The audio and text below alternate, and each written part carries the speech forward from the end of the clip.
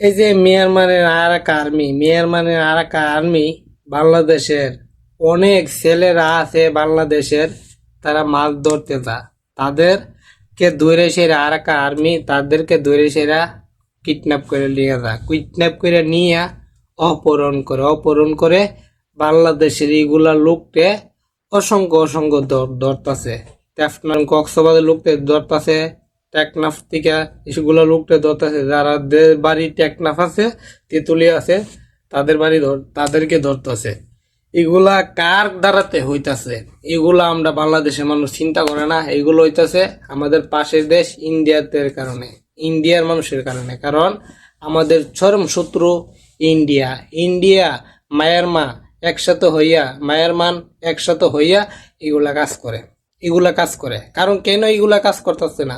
এরা তো বাংলাদেশের শত্রু, এরা তো ইন্ডিয়া তো বাংলাদেশের চরম শত্রু। ওই কারণে ইন্ডিয়ার সাথে মিললে সেরা মায়ানমার কাজ করতে পারে। এবং আরাকান যে আর্মি আছে, আরাকান আর্মি, তারা বাংলাদেশের কোন কোন লোকে মাছ ধরে, এবং যদি ওদের সীমানাতে নাও পড়ে, ওদের সীমানাতে যদি বাংলাদেশের ছেলেরা যদি নাও যা, তারপরে বাংলাদেশের ছেলেদেরকে কিডন্যাপ করে নিয়ে গুম করে এলা অনেকেরে মাইরা ফালাই দে, গাঙ্গেতে ভাসাই দেয়, নদীতে ভাসাই দেয়। কিন্তু আবার অনেকে দিয়ে গেছে কি তা টাকা পয়সা নিয়ে সেরা ছেলেদেরকে ছেড়ে দেয়। চাললো একেবারে ফঙ্গু করে ছেড়ে দেয়, একেবারে টাকা টুকা নিয়ে সেরা ফঙ্গু করে ছেড়ে দেয়। আমি বাংলাদেশের সরকারকে একটা কথা বলতে চাই। আপনারা এসে বাংলাদেশের সরকার, ডক্টর ইউনূস বর্তমানে ক্ষমতায় আছেন, আপনারা এই ব্যবস্থাটা দূরত্ব করেন, নাইলে বাংলাদেশে এমনও ঘটনা হতে পারে, মানে বাংলাদেশের মানুষকে এরা যেটা মন চায় সেটা করতে পারবো, কোনো বই পাইব না। যে জিনিসটা মনে চা তারা এই জিনিসটা করতে পারবো, কারণ বই পাইব না। কারণ বাংলাদেশের মানুষ প্রতিবাদ করে না, ওই জন্য ওরা এত সাহস পায়ে গেছে। মায়ানমার একটা দেশ, এই দেশটা তো বাংলাদেশ থেকে গরিব, অর্থনৈতিকের দিকে বাংলাদেশের দিকে অনেক গরিব, অর্থনৈতিকের দিকে বাংলাদেশ থেকে অনেক গরিব। অর্থনৈতিকের দিকে ঠিক মতো এই দেশের মানুষ হাইতে পারে না, ওই দেশের মানুষ ঠিকভাবে হাইতে পারে না।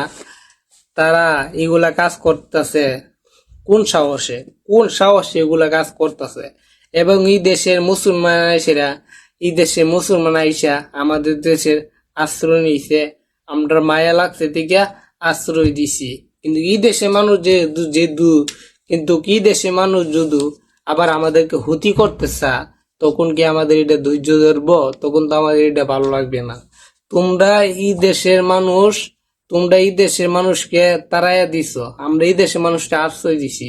কারণ আমরা মনে করি যে ধর্মের লোকই হোক সবার গোত্রে রক্ত আছে, এবং সবাই রক্ত লাল, কেউ রক্ত নীল নাই, কেউ রক্ত সাদা নাই, সবাই রক্তই লাল।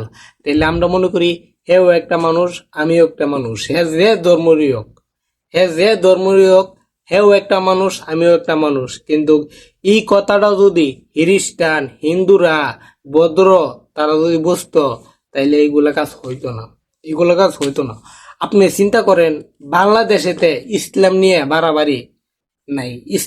বাড়াবাড়ি বাংলাদেশেতে নাই। যদি ইসলাম নিয়ে বাড়াবাড়ি থাকতো বাংলাদেশেতে, তাহলে অন্য যে ইসলামের লোক আছে, অন্য যে ধর্মের লোক আছে, এই ধর্মের লোক বাংলাদেশে থাকতে পারলো না। কারণ বাংলাদেশ হয়েছে 90% মুসলমানের দেশ। হিন্দু আছে, খ্রিস্টান আছে, বৌদ্ধ আছে, ওরা বাংলাদেশেতে থাকতেছে। খ্রিস্টানও থাকতেছে আমাদের মতো, হিন্দুও থাকতেছে আমাদের মতো, বৌদ্ধ যারা তারও থাকতেছে আমাদের মতো। কিন্তু এই জিনিসটা আমাদের পাশের দেশ ইন্ডিয়াতে নাই।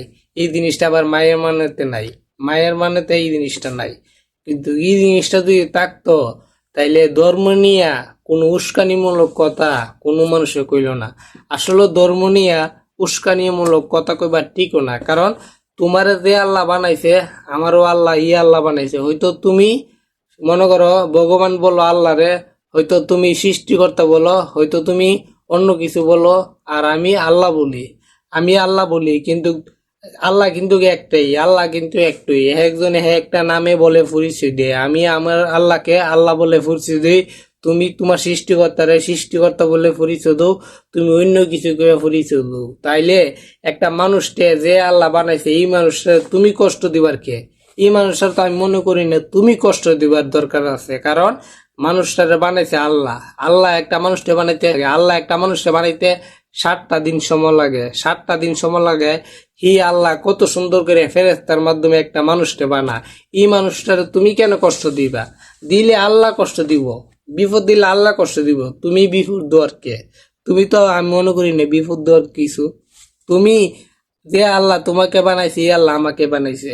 এই মানুষটারও তুমি তো পরিচয় দিবার কোন দরকার নাই, তুমি কষ্ট দিবার কোন দরকার নাই। মানুষকে মানুষ মূল্যায়ন করতে শিখো, তাইলে মানুষের ভিত্তিতে কোন হিংসা থাকবে না। কোন সৃষ্টি মনে করো, কোন সৃষ্টির জীব আল্লাহর শ্রেষ্ঠ মানুষ, সৃষ্টির জীব হইছে মানুষ, আল্লাহর দ্বারা সেরা জীব হইছে মানুষ। সৃষ্টি আসলুকা মাখলুকার সৃষ্টির সেরা হইছে মানুষ, আল্লাহর দ্বারা সৃষ্টির সেরা মানুষ। তুমি যদি মানুষকে মূল্যায়ন করো, অবশ্যই আল্লাহ তোমাকে ভালো কিছু দিবে। তুমি মানুষের নিয়ে হিংসা কখনো করবা না।